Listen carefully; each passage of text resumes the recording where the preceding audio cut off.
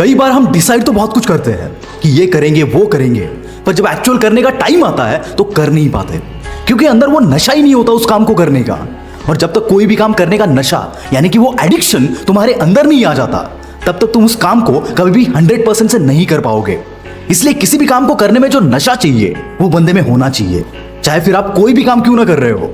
अगर आपके अंदर वो नशा है, वो एडिक्शन है, तो आप खुद को रोक नहीं पाओगे उस काम को करने से।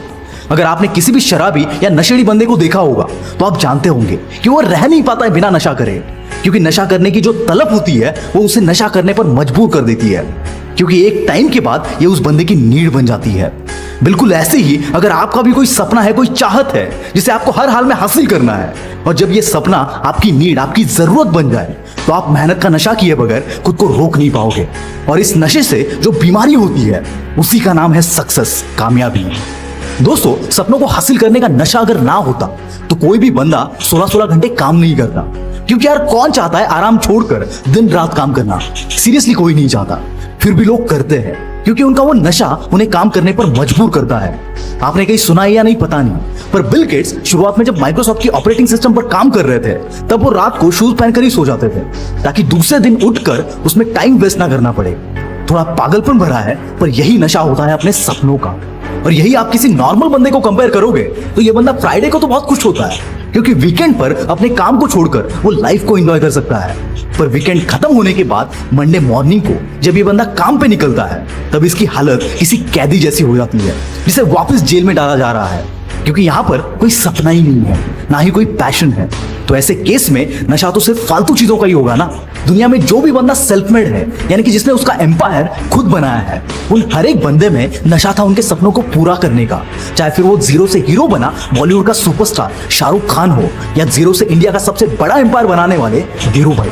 ऐसे कई एग्जाम्पल्स है जहां पर लोगों ने जीरो से शुरुआत की थी, और आज वही लोग दुनिया के लिए मिसाल है। इनका रास्ता भी उतना ही चैलेंजिंग था जितना कि बाकियों के लिए था, पर इनके अंदर वो एक बात थी जो बाकियों में नहीं थी, और वो था उनका सपना, और उस सपने को हकीकत में लाने का वो नशा।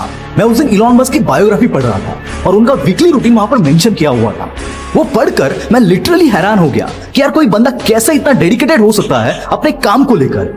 क्योंकि अगर किसी नॉर्मल बंदे को सिर्फ एक हफ्ता भी उनका रूटीन फॉलो करने को बोला जाए तो आई डाउट कोई कर पाएगा, और उसी डेडिकेशन के चलते ये बंदा आज उस मुकाम पर है।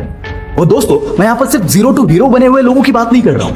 कुछ ऐसे भी लोग हैं जिनको बड़े बड़े एम्पायर, बड़ा नाम उनकी फैमिली से मिला था, और उन्होंने उस एम्पायर को, उस नाम को वहां तक पहुंचाया जहां तक शायद उनकी फैमिली भी ना पहुंचा पाती।